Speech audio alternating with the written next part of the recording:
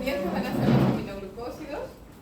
Entonces, en el caso de los aminoglucósidos significaba que podíamos darlos solo una vez, por ejemplo, y la intención es, con darlos solo una vez y que esta concentración máxima alcance 8 o 10 veces más la concentración mínima inhibitoria, ya era suficiente para que el antibiótico, pese a decaer en la concentración, mantuviera un efecto contra las bacterias, ¿no? Un efecto PAE, post-antibiótico. En cambio, por ejemplo, las que son netamente dependientes del tiempo eran justo los betalactámicos, específicamente las penicilinas y las cefalexodinas, ¿no? Estas, en cambio, no era tan importante que la curva superara 8 o 10 veces, sino que más bien la concentración se mantuviera de 40 a 60% del tiempo sobre la concentración mínima inhibitoria. Entonces eso hay que recordarlo. Las demás drogas van a ser principalmente, si bien en algún momento de la historia, antes solamente existía concentración dependiente y tiempo dependiente. Entonces la mayoría de las drogas, de los fármacos antibióticos, se clasificaron bien en concentración dependiente o bien en tiempo dependiente. Pero actualmente, cuando han reevaluado los modelos, la mayoría se ubica ya en exposición tiempo. Lo que significa que van a depender del área debajo de la curva, ¿no? El área debajo de la curva en 24 horas. Y bueno, acá básicamente se mide por un número. Esta área de la curva va a tener que ser mayor en el caso de que queramos que sea gran negativa, por ejemplo en el caso de ferroquinalonas, o menor en el caso de que sea contra gram-positivos, ¿no? Entonces es más o menos para determinar cuánto yo debería espaciar las dosis. Bueno, hablamos de los betalactámicos, de la acción que tenían, ¿no? Esta parte es bastante amplia. Recordar sobre todo que estos son, bactericidas, ¿no? Porque van a trabajar a partir de romper la pared, específicamente la síntesis de peptidoglucánicos, de peptidoglucanos, y principalmente contra gram-positivas y anaerobias. Ahora, el problema de las penicilinas era precisamente que ya habían generado resistencia en muchos casos. Aún así, por el hecho de que trabajan,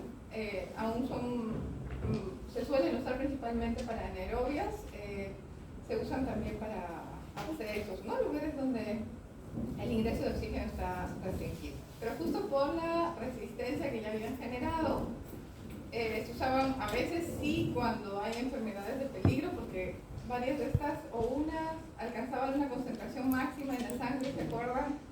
Por ejemplo, la penicilina G, las cristalizadas, ¿no? En 4 o 6 horas ya teníamos que replicar la dosis, pero en media hora, por ejemplo, podríamos tener una concentración bastante alta, ¿no? Por eso es que se usaban las penicilinas y a veces se combinaban las 3 penicilinas porque ambas tenían como que eran altas en cierto momento, ¿no? Esta 4 o 6 horas, la otra 24 horas, la penicilina G procaínica, y esta de acá de 48 a 72 horas podía durar, entonces después se aplicaban las 3 juntas para tener todo el efecto. Pero como habíamos dicho, también ya generaban bastante resistencia, entonces se crearon otras penicilinas, estas isocicil penicilinas, que son las que se crearon justo para ser resistentes a las penicilinasas, meticilina, cloxacilina, dicloxacilina, que principalmente se usan de forma tópica, las milomencilpenicilinas, la moxicilina y la ampicilina, por ejemplo, ¿no? Que van a tener un efecto más contra gram negativas. Las otras, las penicilinas inicialmente eran principalmente para gram positivas, luego estas ampliaron a gram negativas y gram positivas. Y bueno, también penicilinas antipseudomonas, ¿no? Pero estas penicilinas antipseudomonas, por ser las pseudomonas un problema intrahospitalario en humanos bastante fuerte, van a estar en la lista de la MEC, ¿no? Entonces deben ser usadas en último caso. Y en animales de compañía, no en animales de producción. Bueno, acá hay un poquito más de por qué se diferencian. Eso lo vimos la semana pasada y nos quedamos más o menos por acá, ¿no? Entonces, como les decía, habían hecho resistencia. Habían varias bacterias desarrollado beta-lactamasas, unas enzimas, que lo que hacían era inactivar este anillo, el anillo beta-lactámico, ¿no? Que es el que caracteriza tanto a las penicilinas y las cefalosporinas, ¿no? Por eso se llaman beta-lactámicos.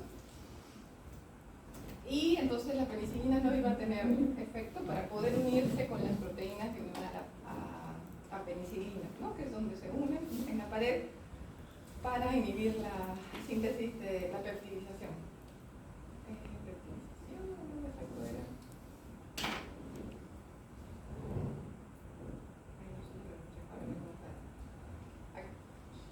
La transpeptidación, que es el proceso en el que intervenían o que cortaban las penicilinas, ¿no? Ok, entonces, y estos eran los principales mecanismos que habían desarrollado las bacterias para hacer resistencia a los beta-lactámicos. Entonces, en algunos casos, algunas bacterias, por ejemplo, las del grupo Klebsiella, el Enterobacter, lo que habían hecho es disminuir la entrada. Dentro de la pared de las bacterias encontrábamos unas porinas. Por esas porinas entraban los antibióticos normalmente, pero algunas bacterias desarrollaron justo mutaciones, ¿no?, para evitar que los antibióticos pudieran entrar en las porinas. Otras lo que pudieron hacer es alterar la PBP, que es la proteína donde se unían las penicilinas para ejercer el efecto contra las bacterias, pero mutaron. Entonces, en vez de ser una PBP normal, porque hay varios tipos de PBP, mutaron a un mutante PBP2A, ¿no? Y aquí se creó justo el Staphylococcus aureus resistente a meticilina, ¿no? Que la meticilina era también una penicilina, una de las que se creó para tratar de vencer esto, ¿no? Que ahora ya no se usa precisamente porque se hicieron resistentes. Después varios crearon también beta-lactamasas, ¿no? E. coli, Klebsiella. Las que principalmente desarrollaron mecanismos de resistencia fueron las gram negativas, ¿no? Que son las que suelen usar estos mecanismos. Y también desarrollaron bombas para poder eliminar el antibiótico, para que este no se pegara. Por ejemplo, en el caso de las pseudomonas las pseudomonas aeruginosa, generando multiresistencia. En ese caso no solo contra las penicilinas, sino que también podría funcionar contra otros antibióticos. Entonces, en base a esto se crearon estas penicilinas, ¿no? Las isaxosilpenicilinas, o penicilinas también se llaman penicilinas contra estafilococos. Y entonces estas básicamente se van a usar eso, para estafilococos que no van a responder a las penicilinas normales. Normalmente se van a usar más en vía tópica. En el caso de dermatitis, en dermatitis en caninos es muy común tener Staphylococcus aureus. Entonces son una alternativa, aunque a veces, como decíamos, ya puede haber resistencia. Entonces, en la actualidad, en animales mayores todavía se suelen usar penicilinas solas. En perros es muy poco frecuente, salvo por el hecho de que a veces en algunas infecciones que pueden amenazar la vida pueden alcanzar concentraciones rápidas, ¿no? Porque dijimos que eran hidrofílicas y llegaban bien a los lugares donde había inflamación. Actualmente ya casi no se van a usar ni amoxicilinas solas ni ampicilina sola, por lo general, salvo que salga positivo en el cultivo. Casi siempre se va a optar primero, cuando hacemos terapia empírica, con amoxicilina con ácido clavulánico, ¿no? Pero igual lo vemos acá. Estas, como dijimos, al comienzo eran de un espectro amplio, no se crearon para eso, para hacer más gram negativas a diferencia de las penicilinas iniciales, pero desarrollaron resistencia. Suelen venir en presentaciones LA también, ¿no? Justo para tener una vida media más larga, porque dijimos que las penicilinas al ser hidrofílicas, entonces se iban a excretar más rápidamente, en su mayoría. Okay. Y bueno, por ser LA también hay que tener en cuenta que el tiempo de retiro es más largo, ¿no? Sí. ¿Qué significa LA? LA es de larga acción. Entonces a veces en la misma molécula es de larga acción, por lo general son 48, 72 horas, o a veces tienen un vehículo, ¿no?, que va a hacer que se vaya reabsorbiendo lentamente. Entonces, sí, para meningitis, para problemas peritonitis, ¿no?, emergencias, como les decía, puede usarse todavía estas penicilinas porque tienen concentraciones amplias. No se encuentra mucho en el mercado. mercado, pero por ejemplo es un profármaco que se transforma en ampicilina, ¿no? La tetraciclina, por ejemplo, de potasio, es también intramario, porque en sí las penicilinas no llegan a veces a vía local también, ¿no? Porque lo mismo que eran hidrofílicas, pero por eso se inyectan vía intramamaria en ese caso. Entonces, actualmente esto es lo que más se recomienda. En algunos casos podemos usar amoxicilina sola, pero la ventaja de mezclarla con el ácido clavulánico es que esto ya funciona como el ácido clavulánico es un inhibidor de las beta-lactamasas, ¿no? Que pueden tener algunas bacterias como los estafilococos, que hemos mencionado que pueden encontrarse en la piel, Klebsiella, Pastorella, E. coli, que a veces son frecuentes, bueno, en diferentes infecciones, o sea, intestinales, orina. Entonces, este va a ser uno de los antibióticos que vamos a usar para varias cosas. Problemas a veces respiratorios, de piel, a veces urinarios, ¿no? Así empíricamente. La vida media es de 1 a 1.5 horas, está altamente disponible, ¿no? Y por eso pertenece a una categoría C, lo que significa que la podemos usar en veterinaria, ¿no? Igual, probamos primero los de categoría D, y si no funcionan los de categoría D o no hay ninguno que esté disponible, entonces la categoría C también se puede usar. La otra combinación antibacteriana que vamos a hacer, que es menos frecuente, es la de ampicilina con sulbactam. El sulbactam es también un bactericida, también es un inhibidor de beta-lactamasas, por eso dice inhibición enzimática, ¿no? Es la ampicilina como el antibiótico más el sulbactam que inhibe las beta-lactamasas, que pueden haber generado las bacterias resistentes, y también va a ser bactericida para que es un oportunista, ¿no? La otra combinación es la piperacilina y el tazobactam. Pero en este caso, esta combinación también se reserva porque por ejemplo, la piperacilina es una penicilina que está en categoría A, ¿no? Que está más destinada a humanos. Es una opción en el caso, por ejemplo, de pseudomonas aeruginosa, por eso es que se reserva más para humanos, o en el caso de mascotas, de ser necesario, de haber multiresistencia, se puede pensar en usarla, ¿no? Y debe administrarse lentamente. Conversando con colegas, algunos me dicen, y también de acuerdo a la experiencia, hay algunos medicamentos que te dicen, dalo lentamente, pero es cierto que muchos veterinarios a veces simplemente lo ponen, ¿no? Y muchas mascotas sí terminan siendo resistentes, o sea, no terminan mostrando efectos dependiendo del fármaco, algunos pueden causar cardiotoxicidad, pueden causar reacciones inflamatorias, relajación muscular, etcétera, etcétera. Pero no siempre, ¿no? Igual la teoría lo dice porque en algún momento se ha reportado, entonces es bueno saber. Otra combinación que se puede usar es la mesilina con la ampicilina. ¿Sí? Estas también, por ejemplo, esta combinación, por ejemplo, fue creada justo para aquellas bacterias que habían mutado, ¿no? Dijimos que el PVP era la proteína a la cual se unían normalmente las penicilinas, pero esta ya es una proteína mutada. Entonces, en este caso se usa. Y bueno, lo mismo es que el mesilinam también está en la lista de humanos, ¿no? Porque la resistencia también ocurre a nivel de los humanos. Y estos van a actuar aquí, en la fase de la división y en la fase de la división. Van a inhibir que el péptido se elongue. En esta zona, y bueno, que hay una división.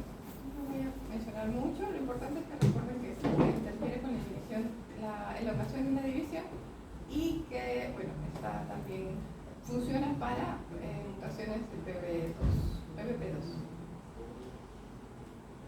Y luego de las penicilinas, pues tenemos ya las cefalosporinas, ¿no? Que tal vez son las que se crearon justo precisamente por los temas de resistencia en las penicilinas.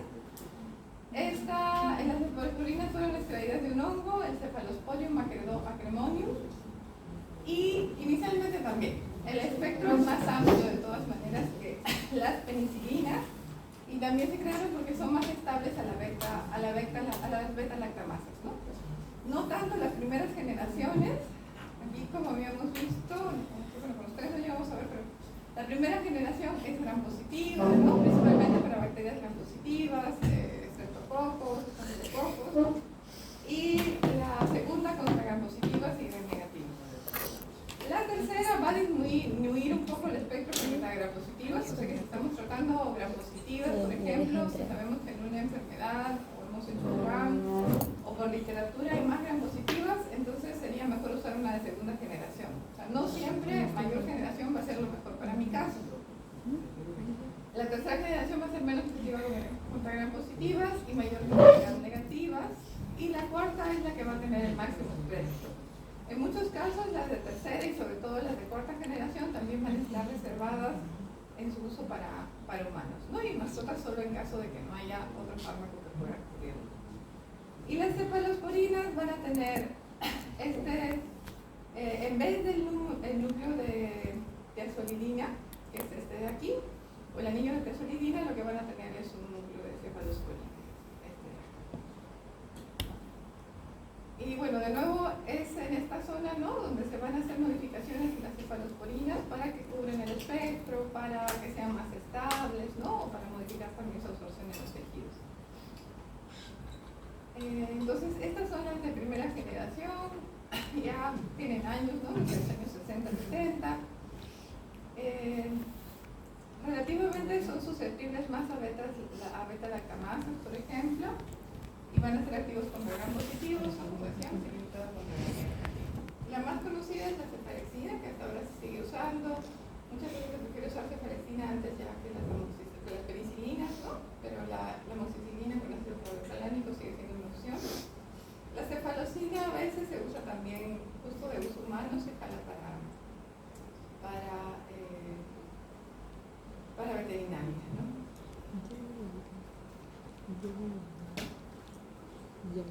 Y estos se van a usar también. Las cefalosporinas igual son parecidos, tienen un uso similar por ser lactámicos también, ¿no? Para hacer dermatitis, de uso local, en infecciones por cirugías, a veces como profilácticos, ¿no? Por el hecho de cirugías, lo que habíamos conversado justo que lo mejor era en cirugías cuidar el manejo, ¿no? Para no usar antibióticos cuando no necesariamente se tienen que usar. Estos también se van a excretar, son microfílicas, van a excretarse inactivos, entonces también se usan para infecciones urinarias.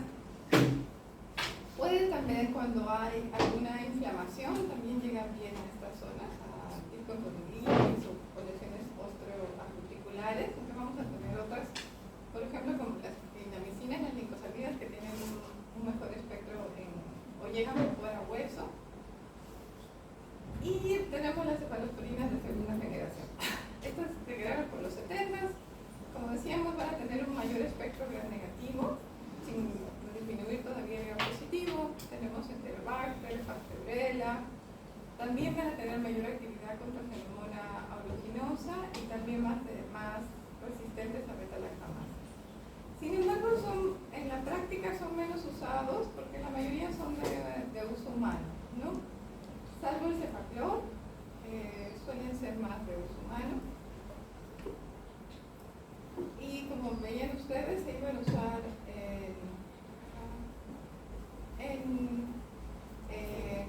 para cirugías, ¿no?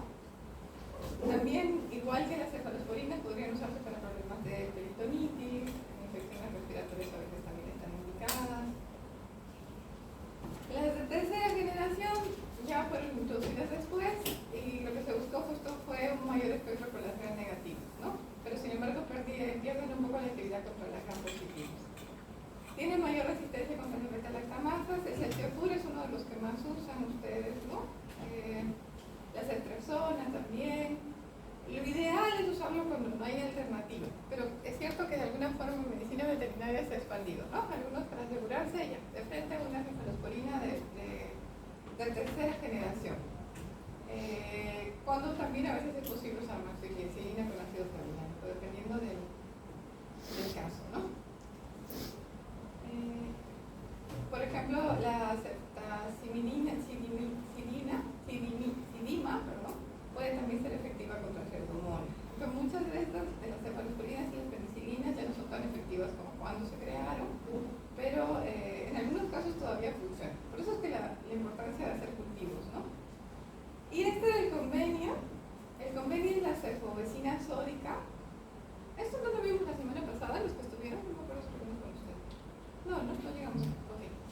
El convenio salió ya hace algunos años, no es tan nuevo, pero en algún momento lo usaron a diestra y siniestra, ¿no? La terbovecina, y es carita. Igual está en el grupo B de la MEC, entonces lo ideal sería no usarla mucho. Una sola aplicación puede durarte hasta 14 días, ¿sí? Está altamente biodisponible, la concentración máxima en gatos es a las 2 horas, más los gatos acá son la concentración mayor, 6 horas del perro. Tiene una alta unión en proteínas, así que se va liberando gradualmente, por eso es que dura tanto tiempo en el organismo del animal, ¿no? Se libera poco a poco. De eliminación por orina y bilis, cubre gram negativas y gram positivas. Sin embargo, no ha sido efectiva contra pseudomonas, algunos enterococos tampoco, ni los estafilococos resistentes a meticilina, ¿no? Estos también son unos estafilococos que mutaron justo porque estuvieron expuestos a esta penicilina de forma no adecuada, ¿no? Entonces, bueno, todavía está en el mercado, pero ideal es tampoco usarlo como primera opción, que a veces pasa, porque dicen, dura 14 días, se ponle, tiene una dermatitis, ya con eso te aseguro. Y tenemos las cefalosporinas de cuarta generación, que básicamente va a ser usada en enfermedades intrahospitalarias, ¿no? Entonces están en el caso de que el animal lo requiera, pero no vamos a hablar mucho de esto. Igual no llega a ser, si bien es resistente, tiene un efecto moderado contra algunas pseudomonas aeruginosa resistentes a beta-lactamasas, pero no va a llegar, por ejemplo, a las que son resistentes a meticilina, ¿no? A estafilococos aureus, estafilococos bueno, SPR, es otro tipo de estafilococos. Y algo que también tenemos que tener en cuenta cuando usamos antibióticos, sobre todo en vacunos, ¿no? En animales de producción, es el tiempo de retiro. Como son hidrofílicas, ¿no? Las cefalosporinas y las penicilinas, cuando tratamos vacas de producción, van a ser las que vamos a querer usar, porque a las 24 o 48 horas ya la leche se puede consumir, ¿no? En carne es un poco más el tiempo, igual es breve, a diferencia de otros antibióticos, ¿no? Aplica también para penicilinas y para cefalosporinas. Igual siempre hay que ver el producto, porque podría haber un vehículo. Vamos a tener que va a ser efectiva en enfermedades respiratorias en bovinos, en la ARB, ¿no? Por Painemia, Pasteurella, también se puede usar para dermatitis, que generalmente también va a ser un ambiente anaerobio, ¿no? Ya dijimos que las penicilinas y cefalosporinas funcionan bien contra anaerobios. En el caso de los cerdos también hay un síndrome que se llama mastitis, metritis agalaxia y meningitis, que está causado por el Streptococcus suis. Entonces en esos casos también se suele usar, ¿no? En enfermedades respiratorias también imaginos, por Streptococcus pneumoniae, por ejemplo. Y eso era respecto a las cefalosporinas. Ahora, de acuerdo, para las fosfomicinas, estas van a ser un derivado del ácido fosfórico. Estas también van a ser hidrofílicas, ¿no? Hidrofílicas, entonces habíamos dicho que su penetración en el intracelular no es mucho, ¿no? Generalmente se van a quedar en el extracelular, pero sí van a alcanzar concentraciones en los órganos que estén inflamados. Entonces hay que recordarlo. Estas van a actuar a nivel de la piruviltransferasa, cuando se formaba el NAM, ¿se acuerdan? En la parte de las penicilinas.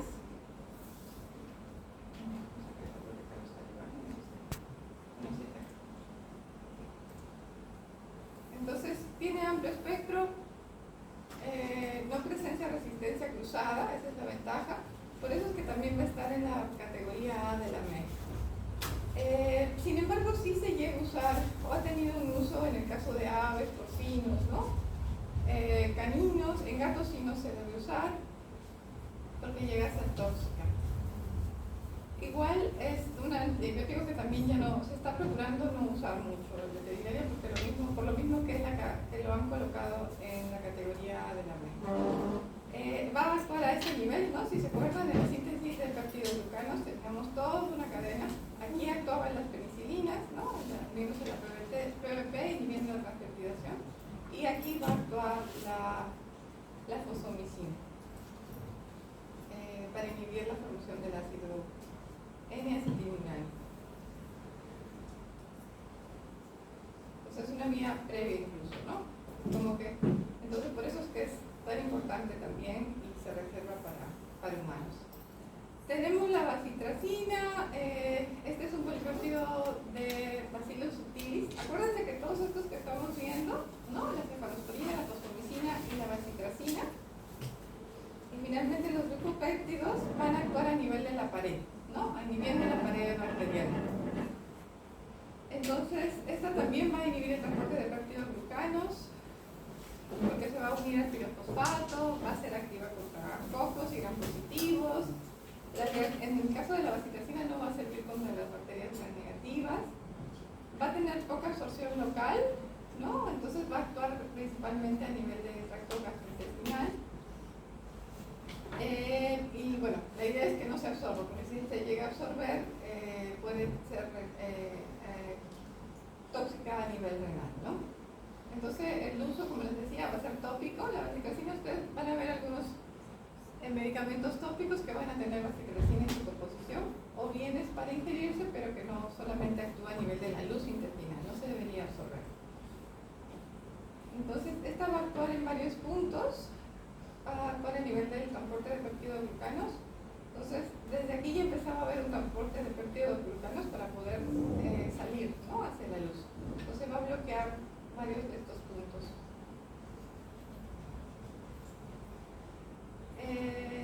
Y bueno, anteriormente se usaba como protector de crecimiento. Bueno, hasta ahora algunos todavía lo usan. Idealmente, ¿no? La bacitracina metileno, por ejemplo, idealmente ya hemos visto que lo ideal no es usar promotores de crecimiento, ¿no? Antes se usaba más con estafilococos, streptococcus, Clostridium. Y bueno, como promotor de crecimiento, por ejemplo, ustedes saben que como promotor, o un promotor es algo que se da en dosis subterapéuticas, ¿no? La intención, y se da en animales sanos. No solamente era efectivo por el hecho del antibiótico en sí, de su efecto, sino porque también reducía otras bacterias intestinales que podían usar los nutrientes que el animal estaba consumiendo. También se ha visto que algunos promotores de crecimiento disminuían la inflamación intestinal subclínica, ¿no? Subclínica se decía que no se sabía si el animal tenía inflamación, pero aparentemente había un efecto en la inflamación, reducía el grosor de la pared, mejoraba la absorción de nutrientes también, ¿no? Entonces, por eso los promotores de crecimiento han sido y todavía se siguen usando, aunque no es lo ideal, pero por eso es que la bacitracina es uno que se va a usar como promotor de crecimiento, ¿no? Ya habíamos dicho que no debe absorberse. Entonces, ahora pasamos a los glucopéptidos. Los glucopéptidos, en realidad, solamente llegó a haber un glucopéptido que era para uso veterinario, el avoparcin. Pero actualmente está prohibido precisamente, se usaba como promotor de crecimiento, pero se prohibió porque empezó a generar resistencia no solo en animales, sino también en humanos. Entonces, los glucopéptidos actualmente no se usan en animales. Tenemos la opción de la vancomicina para casos en los que realmente se tenga que usar, porque esta se usa más para humanos, ¿no? Infecciones intrahospitalarias potencialmente mortales por estafilococcusauros resistentes a penicilina, gram positivas, ¿no? Es una molécula bastante grande. Y por ser bastante grande, si se acuerdan, no va a pasar no va a ser efectivo para las gram negativas, por ejemplo, ¿sí? Pero se usa para las gram positivas resistentes. Bueno, entonces, para ver un poquito del mecanismo de acción, aunque en realidad no hay un uso práctico aquí en veterinaria, se usaba para gram positivos, como les digo, y interfiere en la formación de peptidoglucanos. Entonces, la vancomicina, como decía, en gram positiva, se une a la D-alanina, y lo que va a hacer es bloquear la unión de las D-alaninas entre sí, ¿sí? Y la síntesis de la pared de las bacterias, ¿no? De la pared bacteriana. Sí. La vancomicina, porque fue justo la causa por la cual se empezó a crear resistencia en humanos también para la vancomicina. Entonces, algunos medicamentos como la meticilina, la vancomicina, se prohibieron del mercado veterinario porque fueron creando resistencia o esparciendo la resistencia también a los humanos. Entonces se han prohibido, de alguna forma las bacterias han vuelto a ser susceptibles. Entonces ahora se reserva la vancomicina para el uso humano, ¿no? Y no está prohibido la vancomicina. ¿Ok? Entonces, si repasamos, ¿cuáles son los medicamentos que se usan para la pared? ¿Sí se acuerdan?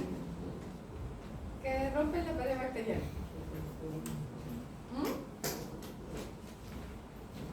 Voy a repasar un poquito, porque esto es bastante teoría. Bueno, como todo fármaco. ¿Cuáles son los medicamentos, las familias de medicamentos que rompen la pared bacteriana?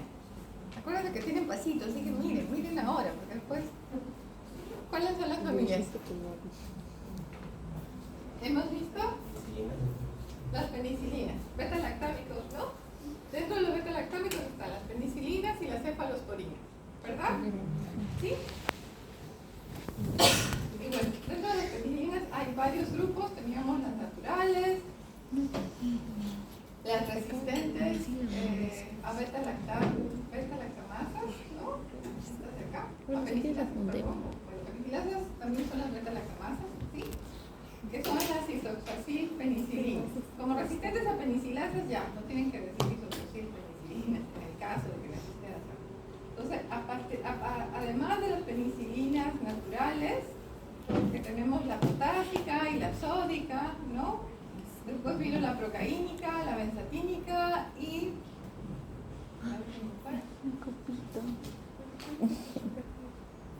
Sí, la procaínica y la benzatínica, ¿no? Después de eso vinieron aquí, aparte de esas penicilinas, de las resistentes a penicilasas, y las minobencilpenicilinas, que es donde encontramos a la amoxicilina, ¿no? Que es una que se va a combinar por lo general para hacer usado. Después las penicilinas antiseudomónicas, pero también son categoría A. Entonces hay que saber que existen, pero en veterinaria su uso va a ser reducido. Acá hablamos de la resistencia, ¿no? ¿Cuáles eran los mecanismos para que hayan resistencias contra las penicilinas?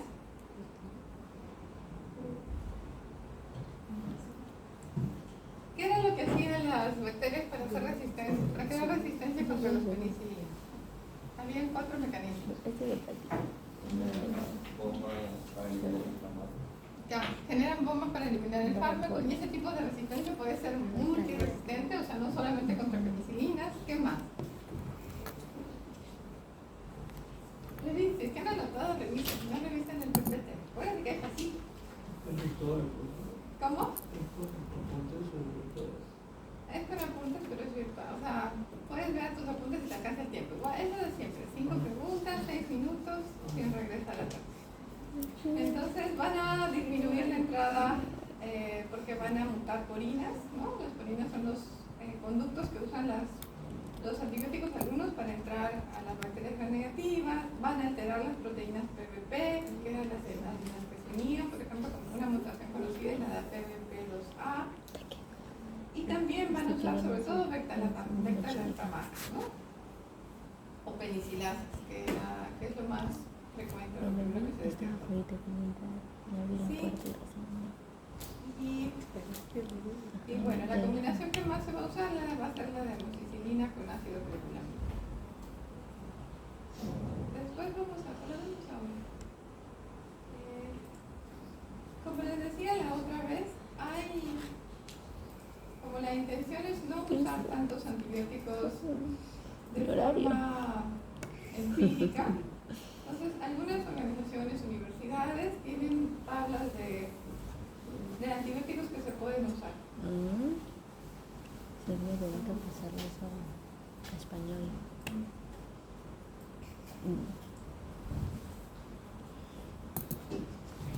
Entonces, por ejemplo, para problemas de piel, ¿no? Cuando yo no hago un cultivo, obviamente si tengo la opción de hacer un cultivo, voy a preferir hacer un cultivo siempre y cuando, pero también depende del dueño, ¿sí? Entonces, en el caso de la piel, cuando hay problemas de piel, se recomiendan algunos análisis como impresiones, ¿no? ¿Ustedes saben qué es una impresión?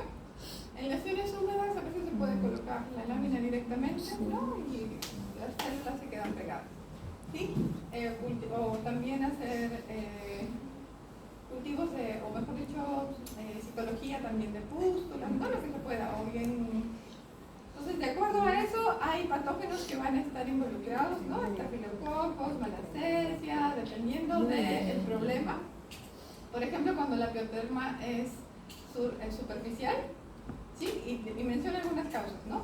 Hay un crecimiento de los microbios, pioderma aguda y dermatitis húmeda, ¿no? En estos casos, por ejemplo, los patógenos que más probablemente están involucrados es Staphylococcus aureus, Manaceae. Y en estos casos no recomiendan, por ejemplo, hacer una terapia antimicrobiana. ¿Qué? En estos casos recomiendan simplemente hacer una terapia tópica. Sí, por ejemplo, acá habla de clorexidina y de bayos. En cambio, hay otros casos en los que, por ejemplo, aquí sí habla de pioderma también superficial, pero en este caso sí hay foliculitis y impétigo. ¿No? En foliculitis vamos a ver los folículos inflamados, ¿no? Como en los granitos. Y entonces, en estos casos sí te recomienda no uses, que tengas cuidado, ¿no? con aquellos antibióticos que pueden ser, que tienen resistencia multiresistencia a la bacteria, por ejemplo estos. Algunos antibióticos ya están detectados que no funcionan contra estas, ¿no? Las que eran multiresistentes, Pseudomonas, Staphylococcus. Entonces te recomienda que puedes usar clindamicina o una cefalosporina de primera generación. O TMPS es trimethoprim sulfa o amoxicilina también, ¿sí? Entonces van a tener tablas como estas para diferentes tipos de enfermedades, donde si tienen que usar antibióticos de primera opción, por ejemplo la doxiciclina, se va a usar, se va a recomendar en neumonías, ¿no? Dependiendo también del tipo de piotórax, ¿no? Si hay pio, ¿saben qué significa? Sí. ¿Piotórax saben qué significa? ¿No? El tórax circulado pus, ¿sí? Pio viene de pus. Entonces, en esos casos se puede usar si encuentran cocos, ¿no? Amoxicilina con ácido clavelano. Si encuentran rods o bacilos, puedes usar cloroquinolones, ¿no? Porque en esos casos se recomienda igual tomar una muestra de líquidos, si es posible. Entonces, tienes opciones y también algunos procedimientos que te pueden recomendar para guiar de alguna forma la elección del antibiótico, si es que en el momento no. ¿Sí? Entonces, eso se los voy a subir para que lo tengan. Tal vez va a ser algo que van a usar más en la clínica, ¿no? Acá vamos a ver un poco más de mecanismos y de espectro y también de algo de farmacocinética, farmacodinámica y tantas cosas. Ok, entonces, allá. Aparte teníamos que los que actuaban en la bacteria era la sulfomicina, otro, ¿no? Pero también está en la categoría de la MEC, básicamente se va a dar vía oral en aves porcinos, a veces en caninos. Tiene y también actúa sobre la pared en esta zona. Y tenemos la bacitracina, ¿no? Que también se usa principalmente como promotor de crecimiento y también uso tópico en algunas pomadas. La sulfomicina también se encuentra a veces como uso tópico, por ejemplo. Y la otra es la glucopéptidos, pero en este caso ya dijimos que básicamente no hay medicamentos salvo la vancomicina que se debe evitar en veterinaria. Y ahora pasamos a los que inhiben la membrana bacteriana, ¿sí? Entonces, vamos a hablar de la polimicina B, o también llamada colistina, perdón. Esta vino o derivó del Bacillus polymyxa. Polymyxa, subespecie colistinus, es un agente activo de superficie, ¿no? Lo que va a hacer es desplazar el magnesio y el calcio para desorganizar la membrana. Entonces es como que queda magnesio y queda calcio, desorganiza la membrana y de esta forma actúa aumentando la permeabilidad. Es como un detergente catiónico, ¿sí? Se une a lipopolisacáridos también, más la polimicina B, que es esta, porque hay otra polimicina que es la E. ¿Sí? Entonces esta forma es que trabaja en la membrana, no en la pared bacteriana, sino en la membrana. Y como se une a los lipopolisacáridos, sobre todo la polimicina B, ¿quiénes tenían lipopolisacáridos?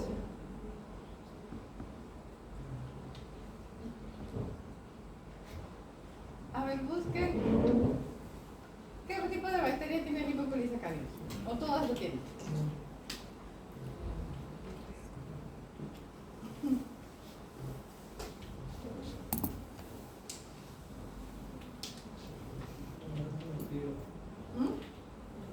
¿Sí? Las gram negativos, ¿verdad? ¿Sí? Entonces, las gram negativos son las que tienen lipopolisacáridos, por eso es que tiene efecto Escherichia, Salmonella, Pseudomonas aeruginosa, sobre todo la polimicina B. Estas también están en la categoría B de AMEC, o sea que tampoco deberían ser usadas tan libremente. Pero sí se usa, a veces de forma local también la polimicina, no sé si la han visto en algunos productos, ¿no? En menores, en caballos, pero dice que también es bastante costoso. Por eso es que solo se usa en estas especies. Parece que también se ha visto, bueno, que también se puede usar en cerdos, ¿no? La B, mejor dicho, no, es la que se usa en menores y en caballos porque es bastante costosa. Hay que tener en cuenta que podría resultar neurotóxica y neurotóxica si es que se llega a absorber. Por eso es que se va a dar el tipo de forma tópica principalmente. Y la poclimicina E es la que sí generalmente se da para infecciones entéricas, ¿no? En aves, en terneros, podría ser neurotóxica también entre sus contraindicaciones.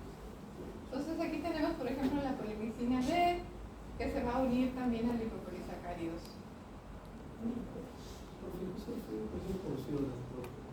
¿Perdón? Cuando dice polimicina E, dice porciones.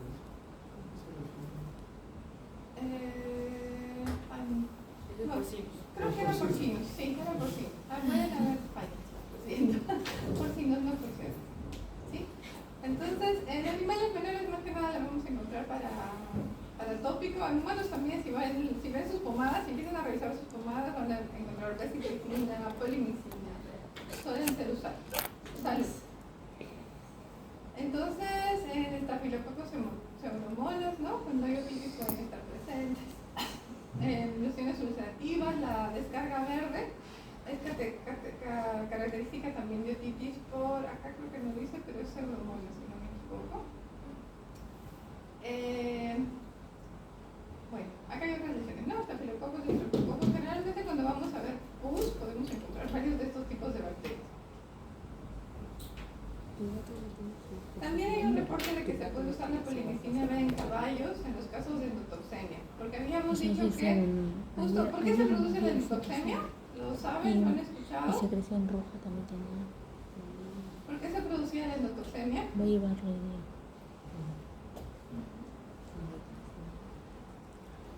¿O qué es la endotoxemia?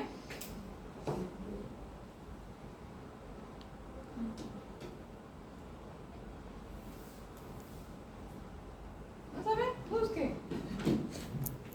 Busquen, para que se despierten si están durmiendo. No les conviene dormirse, ahí paso. Dice que son endotoxinas en el torrente sanguíneo. Ya, son endotoxinas. ¿Pero qué endotoxinas? Lipopolisacáridos. ¿Sí? Entonces, por eso, como dijimos, la polimicina B se une a los lipopolisacáridos, ¿no?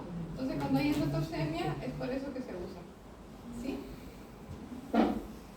Sí, y esta secreción verde, esta otitis, cuando puedan ver en algún momento, si ven una secreción verde profusa, es característica de pseudomonas aeruginosa, de una infección por pseudomonas aeruginosa. Pero podría haber estafilococos, generalmente están en conjunto, no solo uno, ¿no? Entonces, eso era respecto a los que inhiben la membrana. Solamente vamos a encontrar, o solamente vamos a ver las polimicinas, ¿sí? La B y la E. ¿Cuál es la que se une a lipopolisacáridos? ¿La B o la E? La B. ¿Sí? Ok. ¿Y son de uso tópico también o de uso intestinal? Sí. ¿Cuál es la que se usa de la I y la B? La polimicina B es la que se va a unir a los lipopolisacáridos. Principalmente es la que más se une, ¿sí? Porque se reporta que la E también, pero sobre todo la B.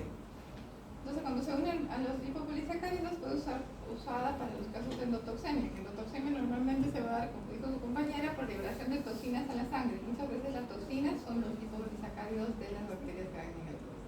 ¿Sí? Y la B es la que se usa más en menores y en caballos porque es más costosa. Y la E se va a usar en porcinos, en aves, en terneros.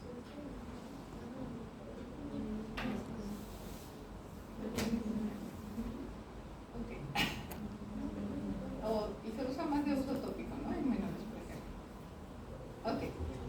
Entonces, ahora pasamos a los que inhiben la síntesis de proteína. Están haciendo su mapa conceptual. Tú lo escribes. Bueno, sí, siempre es con apuntes, así que lo tienes buena memoria. Entonces ahora vamos a pasar a aquellos que inhiben la síntesis de proteínas, ¿sí? Y entre los que inhiben la síntesis de proteínas vamos a tener aquellos que van a actuar en la subunidad 50S y otros que van a actuar en la subunidad 30S, ¿no? Porque si se acuerdan, los ribosomas eran como unos trabajadores que se unían e iban replicando la cadena, ¿no? Las cadenas de proteínas. Entonces, en 50S vamos a encontrar cloramfenicol, los macrólidos y las lincosamidas, ¿no? Entre los macrólidos, los más conocidos tenemos la citromicina, la de licosamina, por ejemplo, la clindamicina, ¿no? La neomicina. Y la 30S van a estar unas familias, a veces estos no son tan usados como los que actúan contra la 30S, que van a ser las tetraciclinas, la doxiciclina, ¿no? Y los aminoglucósidos que van a estar, la gentamicina, la micacina. A veces estos son más usados que estos de acá. ¿Cuántos son 30 de ese? Sí, generalmente. A estos le tienen cierto temor porque hay cierta toxicidad, aunque estos también, ahora lo vamos a ver. Y habíamos dicho justo eso, ¿no?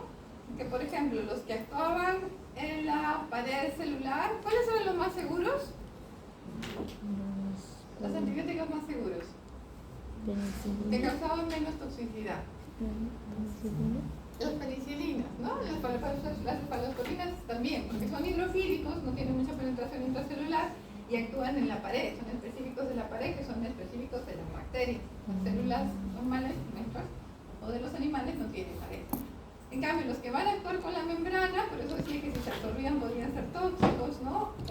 O los que van a actuar a nivel de las síntesis de proteínas van a tener más chance de desarrollar algún tipo de toxicidad. Las penicilinas y las cefalosporinas pueden generar toxicidad solo porque se eliminan de vía renal. Entonces, en el caso de que haya un daño renal severo, IBIS tipo 3, 4, podría presentarse, pero es menos probable. Lo más probable en estos casos es reacciones de hipersensibilidad, ¿no? Igual que en humanos podía haber, pero no está muy reportado.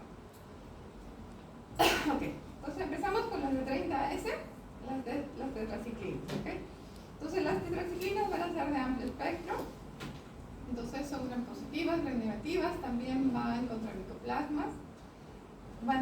Los de las enterobacterias pueden tener cierta resistencia y van a ser principalmente bacteriostáticos.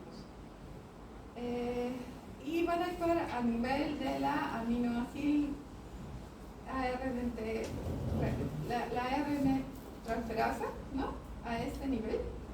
Creo que salían muy poquitos, no, están muy poquitos, solamente se menciona eso, ¿sí? Entonces la tetraciclina se une en esta zona, en el aminoácido tRNA, en esta zona del mRNA, del RNA mensajero, y va a evitar la unión del aminoácido tRNA. De esta forma va a evitar que se formen las cadenas de aminoácidos. Entonces, cuando no se forman las cadenas de aminoácidos, obviamente no se puede replicar la bacteria y va a actuar como bacteriostático, ¿no? Entonces, bueno, el uso es amplio, va a ser bastante efectivo contra las intracelulares. Si se acuerdan, ¿ustedes conocen o han escuchado de la erliquiosis? Imagino que sí o no. ¿Sí? ¿De la Ehrlichia canis? ¿Qué usan para tratar la Ehrlichia canis? ¿Saben?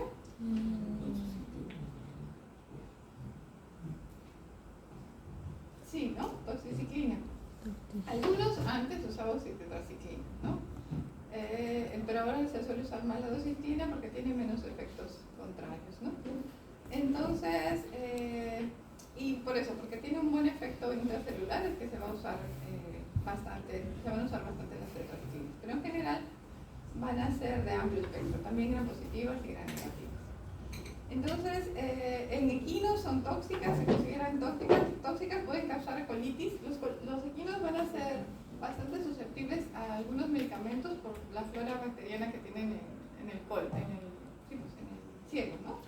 Entonces, en esa zona, algunos antibióticos pueden llegar a matar las bacterias y generan un desbalance. La colitis X es un caso extremo, ¿no? De ulceración, una lipidosis tóxica, y el animal puede terminar muriendo, ¿no? Entonces, no se usan tetraciclinas en caballos, ¿sí? Por ninguna vía. Estos se van a eliminar principalmente por la bilis.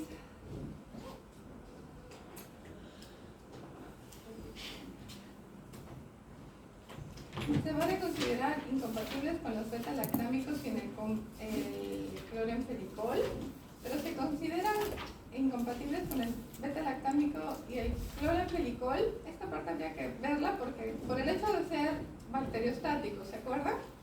Entonces había una norma antigua que decía que no puedes mezclar un bacteriostático con un bactericida, ¿no? Porque en teoría, si tú quieres un bactericida, solamente puedes usarlo cuando la bacteria se está replicando activamente. Pero si tú le das un bacteriostático para la replicación, el bactericida no sirve. ¿Sí? Esta es una regla antigua. Actualmente, algunos todavía siguen por eso, pero lo cierto es que en la práctica no se ha visto que esto ocurra tan así. ¿Sí? Entonces está, pero no del todo. Entonces dice incompatible, pero bueno, mucha gente evitaría usarlos igual. ¿Sí? Pero no siempre se corrobora que no hay efecto cuando mezclas. Entonces, estos quedan calcio, entonces, ¿con qué soluciones no deberíamos administrarlo? Porque muchos antibióticos se van a administrar con vía, pues no, se van a diluir en microgotero, ¿no? Entonces, ¿con qué no debería, si este queda calcio, con qué no deberíamos administrarlo?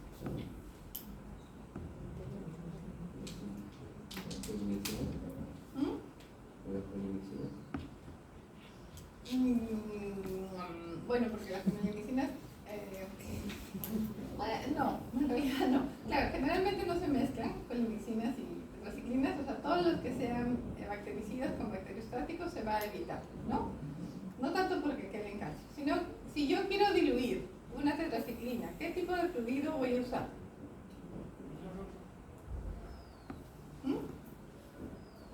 ¿O qué no debo usar?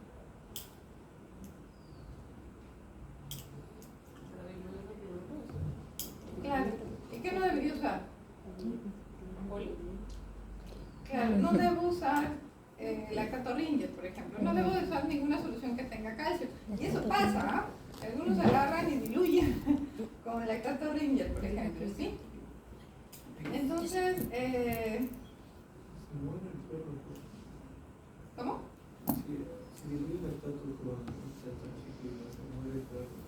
No se ha observado que el perro se muera porque algunos lo han hecho. Los perros son bien resistentes. Entonces, en serio, muchas de las reacciones adversas que se mencionan a veces en la literatura no se llegan a ver, pero en algunos casos sí se pueden ver. Pero se observa, a veces se ven los cristalitos. Entonces, cuando vayan a diluir una solución, usen cloruro de sodio, no vayan a usar lactato. Ahora, se supone que también tiene que darse intravenoso diluido y lento por el mismo hecho que puede quedar calcio, ¿no? Entonces, si lo ponemos rápidamente, podría causar debilidad, colapso, incluso en casos severos si la dosis es alta, ¿no?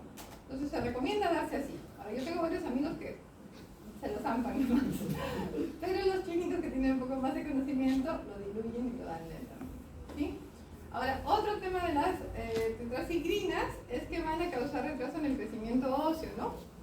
Estas son algunas de las que, y también, bueno, tinción en hipoplasia de esmalte, ¿no? Si se dan en cachorros también causan problemas en el cartílago de crecimiento.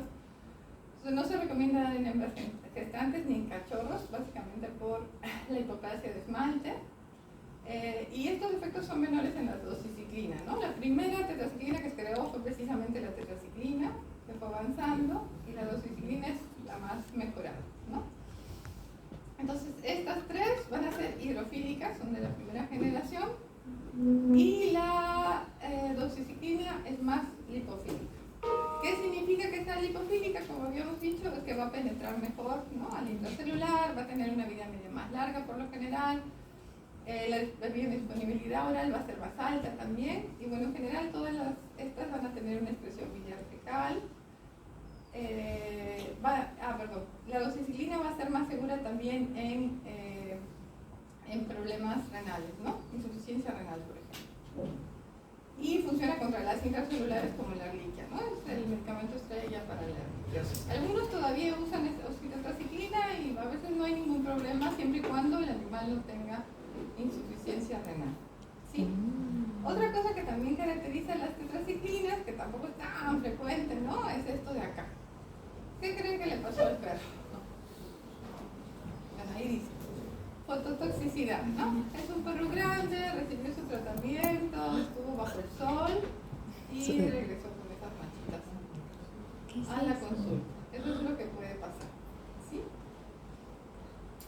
Este es un perro que tiene hipoplasia de esmalte, ¿no? Se ven algunas manchas o coloración también.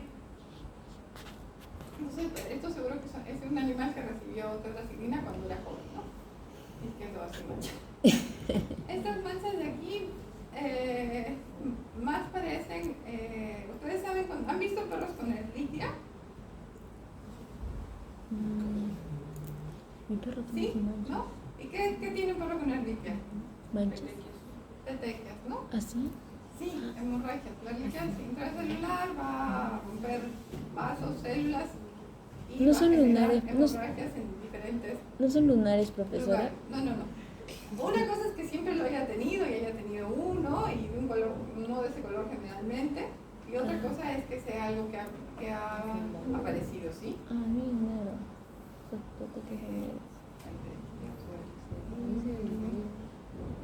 Sí, pues, por eso digo, eso no es lunar. Entonces, bueno, algunos antibióticos también se van a echar en el agua, ¿no? Para controlar. La terramicina es uno que se usa también en el agua para peces. Y aminoglucósidos. ¿En ese grupo de las tetracyclinas está la No, la vancomicina va a ser una fluoroquinolona. ¿Sí? La tetracyclina. Tenemos la tetracyclina, la anfitetracyclina y la clortetracyclina. No significa que sean las únicas, ¿eh? Si ustedes revisan la literatura pueden encontrar más, ¿ya? Pero en veterinaria es como que van a ser las más usadas. Entonces, cuando hay insuficiencia renal, les decía que la doxiciclina sí se puede usar, pero en perros con ehrlichia también puede presentarse una insuficiencia renal. Entonces, en esos casos, preferimos doxiciclina. Si no hay una insuficiencia renal, podría usarse una oxytetracyclina. ¿Sí? Ok. Entonces, aminoglucósidos. Los aminoglucósidos, acuérdense de los efectos contrarios también. Los aminoglucósidos van a ser usados principalmente contra gran negativas. Por eso es que a veces se unen aminoglucósidos con penicilinas, ¿no? Con alguna penicilina. También, y aparte de que los penicilinas eran contra gram positivas, al menos las primeras, ¿no? Gram positivas y anaerobios. Y los aminoglucósidos van contra gram negativas y aerobios. ¿Por qué van contra aerobias? Porque para que puedan ingresar a la bacteria a ejercer su efecto en el 30S, en la proteína 30S, necesitan oxígeno. Entonces, si yo quiero usar un aminoglucósido como la gentamicina, la amicacina, la streptomicina también está aquí, en un absceso no va a funcionar. ¿Ya? En un absceso, o si generalmente en los lugares donde hay pus, donde hay encapsulación, donde hay necrosis, que no va a funcionar. Entonces, este va a bloquear el complejo de inicio, ahorita lo vamos a ver. Y va a generar una lectura errónea del código genético y bloquea también la translocación, ¿no? La translocación que era el paso de el ribosoma, ¿no? Como iba saltando de codón en codón. Y lo que va a hacer eso, no es alterna, es altera la síntesis normal de proteínas bacterianas, ¿ok? Tenemos entre aminoglucósidos la streptomicina, que es uno de los más antiguos, generalmente se usa más ahora combinado con penicilina, ¿no? El famoso penestrep, strepten, y más que nada en animales mayores. Hay canamicina, bueno, la gentamicina, que ahorita vamos a ver cuáles son sus características. La gentamicina que va a ser más oral. Entonces esta sería lo que ocurre normalmente, ¿no? Hay un codón de inicio, si se acuerdan, incluso tiene una secuencia definida que ahorita no recuerdo, entonces también era muy bueno en microbiología. Entonces, y a partir de ese codón de inicio va a empezar la replicación, ¿no? Del mRNA. A partir del mRNA o del RNA mensajero se va a empezar a formar la cadena de polipéptidos. Pero cuando aplicamos un aminoglucósido, habíamos dicho que va a bloquear justo este codón de iniciación, este complejo de iniciación. Entonces, y no solo eso, sino que va a generar una cadena errónea de péptidos. Y finalmente va a terminar bloqueando también la translocación, ¿no? La translocación, que es el paso de los ribosomas de un codón a otro codón para ir copiando las proteínas. aquí creo que es básicamente lo mismo. Entonces actúa a varios niveles: la síntesis de proteína, la translación, ¿no? Y bloquea, porque hace que la terminación de la lectura de la proteína ocurra antes. Bueno, aquí está a un nivel más molecular, pero es lo mismo, ¿sí? No voy a profundizar aquí.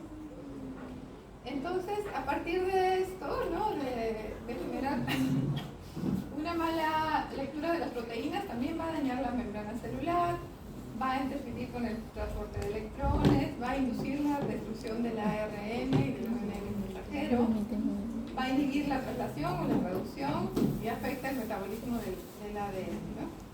Entonces, los aminoglucósidos, ¿qué tipo de bacterias serían? ¿Bactericidas o bacteriostáticos?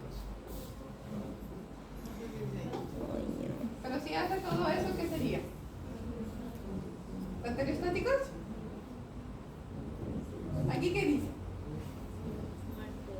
Muerte celular, porque daña membrana celular, interfiere con el transporte de electrones, inhibe la traducción, afecta el metabolismo, o sea, ya mata a la bacteria.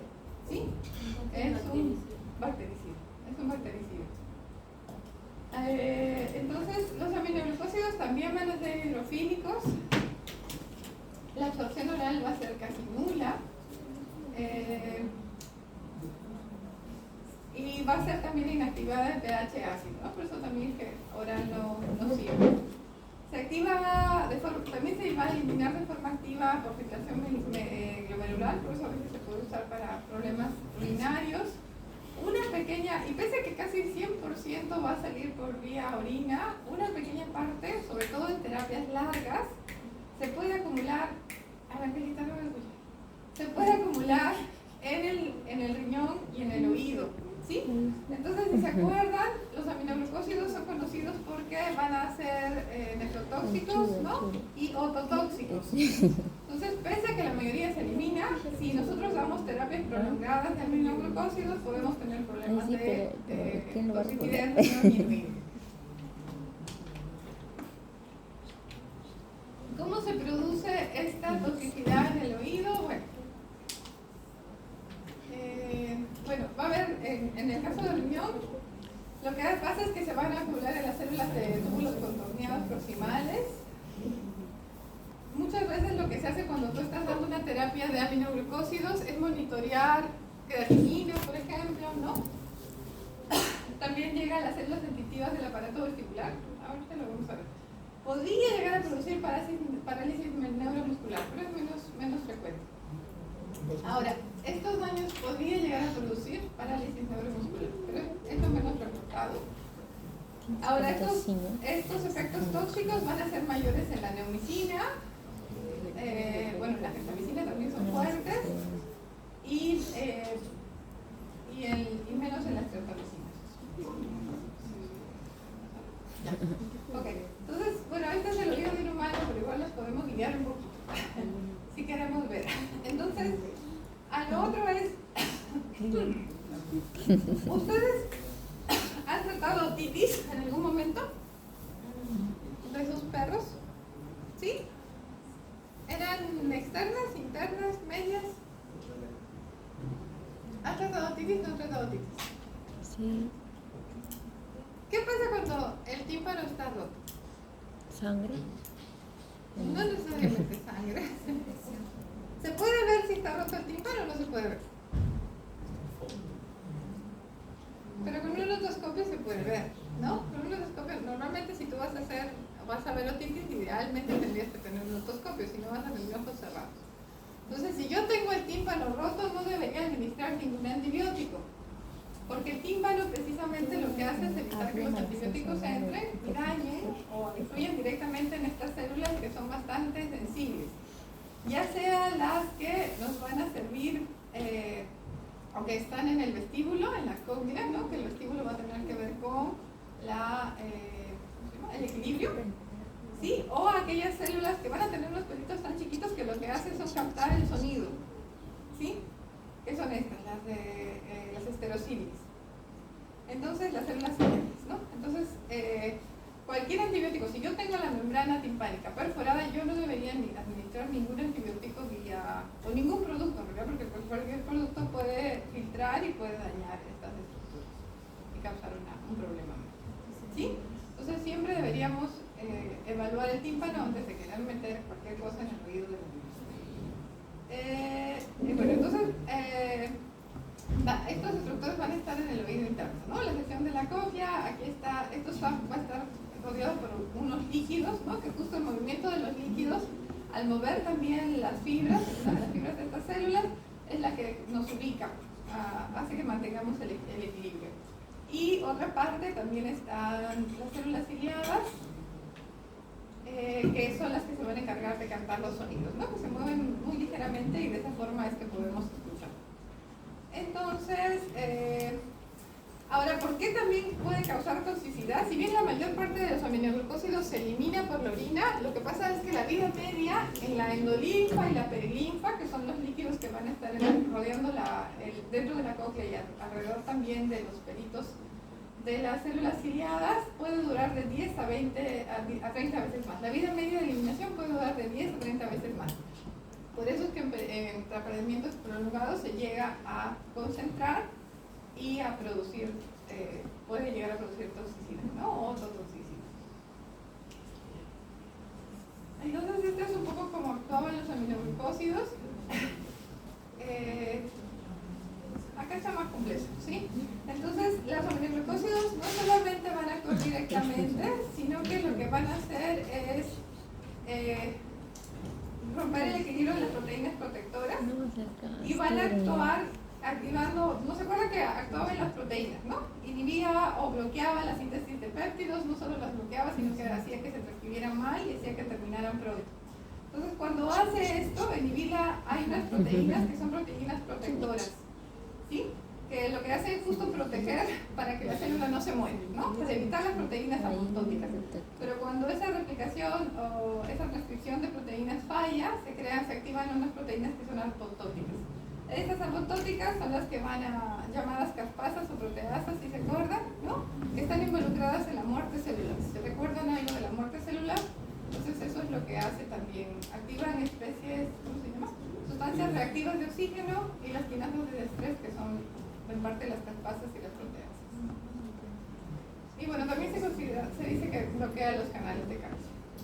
Entonces, acá hay una pequeña tabla sobre la gentamicina, micacina y neomicina, para que tengan una idea de cuándo se usa, ¿no? Si es parenteral o si es, por ejemplo, la neomicina, como les decía, es oral o tópica. Las demás son parenterales por lo general. El espectro va a ser en su mayoría gran negativo, habíamos dicho, ¿no? Por ejemplo, la streptomicina también se usa para tratar leptospira, ¿sí? ¿No? El fenestrep también se usa para tratar leptospira, por eso es que también es todavía bastante conocido. Sí. ¿La micacina solo para animales? ¿Cómo?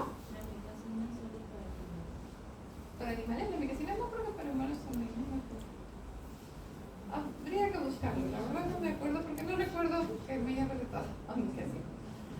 Entonces, lo que sí hay que ver aquí es que, por ejemplo, la micacina es menos nefrotóxica que la gentamicina, ¿sí? Pero puede ser cocleotóxica. Cocleotóxica significa que es a nivel de oído, ¿no? Del vestíbulo, o sea, puede traer problemas de equilibrio y más que nada en los gatos, ¿sí? La gentamicina puede ser tóxica de ambas formas, pero vía oral no se va a absorber, por eso va a ser más segura. La streptomicina es más caracterizada también por autotoxicidad vestibular, también actúa en el equilibrio, ¿sí? Por ejemplo. Y la gentamicina es la más nefrotóxica de todas. Aunque de hecho sí, porque la neomicina es nefrotóxica, pero como se da vía oral casi no va a causar nefrotoxicidad. En cambio la gentamicina sí. Y también puede causar, y sobre todo si el animal está deshidratado. Entonces, en muchos casos la hidratación es básica para no causar problemas en riñón. Y respecto a eso, algunos de ustedes, no sé si ustedes más o en otros salones pusieron que se usaba la furosemida para tratar insuficiencia renal. ¿Alguno está de acuerdo? Puede que se los haya dicho en algún momento. caso, que no sé si en su caso, había un animal que ya tenía poliuria. Mientras el animal esté orinando, no usamos ningún diurético por nada del mundo, porque si tiene problemas renales de insuficiencia renal 3 o 4, ya estamos hablando de un caso que tiene problemas para filtrar. Entonces, si el animal igual tiene poliuria, yo no uso ningún diurético. Solamente uso diurético en el caso de que el animal no orine para nada y se estén acumulando las toxinas. Y bueno, la acumulación de toxinas puede ser peor que el daño que voy a generar. Y ya está bien hidratado también, ¿no? Muy bien hidratado y muy bien controlado. Pero si no, no lo uso para acotar uno de los sexos. Ya. Entonces, esta es otra combinación antibacteriana que va a ser frecuente, que la mencionamos. Aparte de los aminoglucósidos, vamos a mezclar en algunos casos los beta-lactámicos con los aminoglucósidos. El PEN-dúo o el ester-dúo es uno de los más conocidos, ¿no? Este es el de Birba, creo que también es Penestrep, si no me equivoco. O penicilina, streptomicina, ¿no? ¿Y por qué se mezclaban beta-lactámicos y aminoglucósidos? Habían dos razones principales. A ver, si se acuerdan.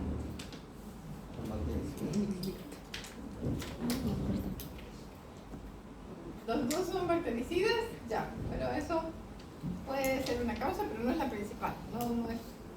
No mezclo generalmente bactericidas. ¿Cuál es la otra? Las otras dos, porque hemos hablado de dos. No necesariamente, porque la streptomicina no. Bueno, podría ser, porque la streptomicina puede actuar a nivel de la producción de proteínas, entonces podría inhibirla de tal manera. Pero no es la principal. Hay dos razones antes que eso, que son de las básicas. Los mecanismos de acción. Entonces, si revisan los mecanismos de acción, los beta-lactámicos actúan en la pared celular y los aminoglucósidos en la síntesis de proteínas de la subunidad 30S, ¿no? Entonces, estos rompen la pared y estos entran fácilmente. Entonces, por más que los aminoglucósidos en condiciones normales necesitaban el oxígeno para poder entrar, si no había oxígeno no entraban, si ya la pared está rota, entonces el aminoglucósido puede entrar y son efectivos en infecciones anaerobias. Bueno, aparte que por lo general los beta-lactámicos van a ser efectivos para anaerobias y gram positivas y los aminoglucósidos para aerobias y gram negativas. ¿Sí? Entonces básicamente es el sinergismo de cómo entran a las células y bueno, un poco también el espectro. Ok, entonces ¿quieren una pausa ahorita o después?